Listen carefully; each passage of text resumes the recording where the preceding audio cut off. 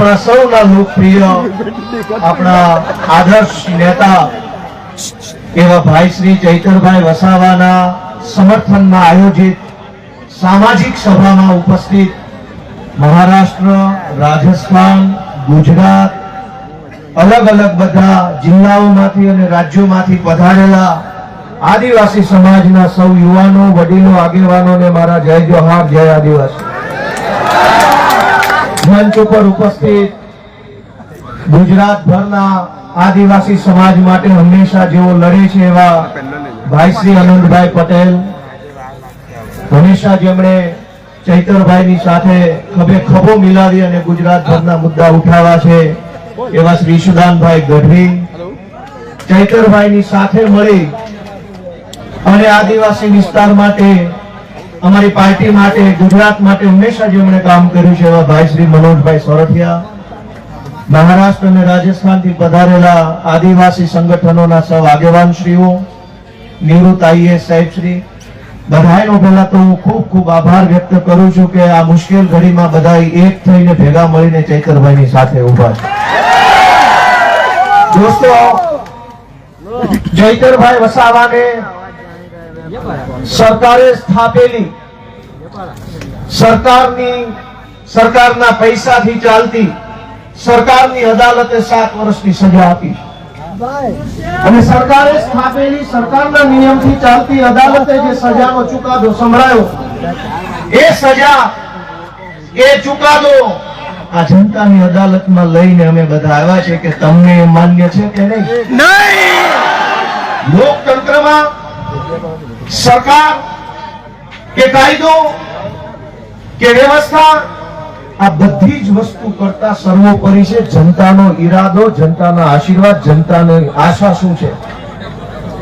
સરકારની police station, સરકારના સરકારી વકીલ, સરકારની ફોરેન્સિક લેબોરેટરીઓ, સરકારનો ફરિયાદી, સરકારની તપાસ, સરકારનો દલીલ, સરકારનું બધું જ, પણ જનતાની અદાલતમાં સરકારનું ના ચાલે. આ જનતાની અદાલત ભેગી થઈ છે, આદિવાસી સમાજની અદાલત છે.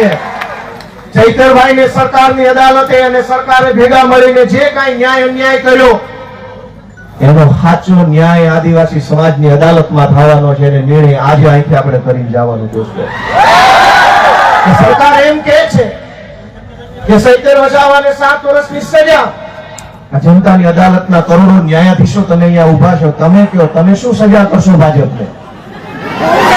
ભાજપની સરકાર આજીવન કે ચૈતર વસાવાને 7 વર્ષની સજા કરે તો આદિવાસી સમાજની અદાલતમાં ભાજપને 70 વર્ષની જેલની સજા આપણે કરવાની. આજીવન કે 70 વર્ષ સુધી ભાજપનું બટન નહીં દબાવવાનું અને એને સજા આપવાનો નિર્ણય આજે આ જનતાની અદાલતમાં થવો જોઈએ. લોકશાહીમાં જનતાથી મોટું હોય કોણ? જનતાથી મોટું કોણ? જનતાથી મોટી પોલીસ નહીં, જનતાથી મોટું જંગલ ખાતું નહીં, જનતાથી મોટા મુખ્યમંત્રી પણ નહીં, સૌથી મોટી જનતા. અને જનતાએ નક્કી કર્યું કે અમારો નેતા ચૈતર વસાવા છે. દોસ્તો, એટલે આ સજા માત્ર ચૈતર વસાવાને નહીં, જનતાને છે આ સજા. કેમ કે જનતાએ નક્કી કર્યું ને અમારો નેતા ચૈતર વસાવા. તો કરોડો લોકોને જે ચૈતર વસાવા ઉપર વિશ્વાસ છે, કરોડો આદિવાસીઓને જે ચૈતર વસાવાની ઉપર આશા છે, એને જેલમાં પૂરવાનો અર્થ એ થયો કે કરોડો લોકોને ભાજપની સરકારે સજા આપી છે કે તમારી પાસેથી તમારો નેતા છીનવી લીધો. અરે ભાઈ સાહેબ, કેટલા વર્ષો પછી ભગવાનના આશીર્વાદથી, પ્રકૃતિના આશીર્વાદથી, વડીલોના આશીર્વાદથી હજારો વર્ષો પછી એક લડાયક ચૈતર વસાવા જેવો નેતા આપણા ગુજરાતના આદિવાસી સમાજને મળ્યો. અનેક લોકો ધારાસભ્યો બન્યા, સાંસદો બન્યા આદિવાસી સમાજના મત આધારે, પણ આદિવાસી વિસ્તારોમાં ચાલતી નકલી સરકારી કચેરીઓ ઉપર પહેલી વખત બોલ્યું કોણ? બોલ્યા. અનેક લોકો આદિવાસી સમાજના મતના આધારે સાંસદો, મંત્રીઓ બન્યા, પણ આદિવાસીઓની જમીન ઉપર વિવિધ કંપનીઓ લાવી આદિવાસીઓને ખદેડવાનું કામ કરતા હતા. એની વિરુદ્ધમાં પહેલો મજબૂત અવાજ ઉઠાવ્યો કોણે? ચૈતર વસાવાએ.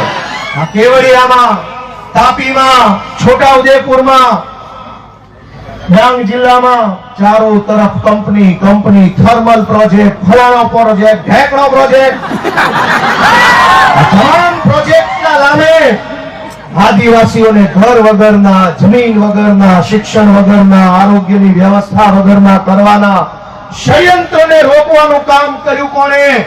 ચૈતર વસાવાએ કર્યું. અને સરકારના પેટમાં તેલ રેડાયું કે આ ચૈતર વસાવા આદિવાસીઓને ક્યાં આટલો બધો જાગૃત કરે છે? કેમ આદિવાસી યુવાનોને જગાડે છે? કેમ સુતેલો આદિવાસી સમાજને જાગૃત કરવાનું કામ કરે છે? ચૈતર વસાવાનો ગુનો એ નથી કે જંગલ વિભાગના કર્મચારી સાથે બોલાચાલી કરી. ગુનો તો એ છે કે જંગલની જમીન તમારી છે અને તમને અપાવવાની છે એવી જાગૃતિ સમાજમાં લઈને ચૈતર વસાવાએ જો બીજા ભાજપના આદિવાસી નેતાઓની જેમ રૂપિયા બનાવ્યા હોત તો જેલમાં હોત કે ઘરે હોત? એક છે મોટા કદાવર આદિવાસી નેતા, 2000 કરોડનું મનરેગામાં કરી નાખ્યું. જેલમાં છે કે મેલમાં? આદિવાસીઓના મત લઈને, આદિવાસી વિસ્તારોની ગ્રાન્ટો ખાઈને 2000 કરોડ રૂપિયાનું બૂચ મારીને જો બેઠા હોત તો મેલમાં હોત. પણ જેણે આદિવાસીઓને પાય બચાવવાનું કામ કર્યું, આદિવાસી બાળકોના શિક્ષણ માટે લડાઈ લડ્યા, વિસ્થાપિતો માટે બોલ્યા, ગરીબ દીકરીઓ માટે બોલ્યા, તમામ પ્રકારની યોજનાના લાભ અપાવવા માટે બોલ્યા, એ ચૈતરભાઈને જેલમાં પૂર્યા. વિધાનસભામાં આજની તારીખમાં જેની ઉપર ગુજરાતની હાઈકોર્ટે આદેશ કર્યો હોય કે આ ધારાસભ્ય ઉપર બળાત્કારની એફઆઈઆર નોંધો, જેની ઉપર બળાત્કારની એફઆઈઆર છે એ આજે વિધાનસભામાં છે. આજની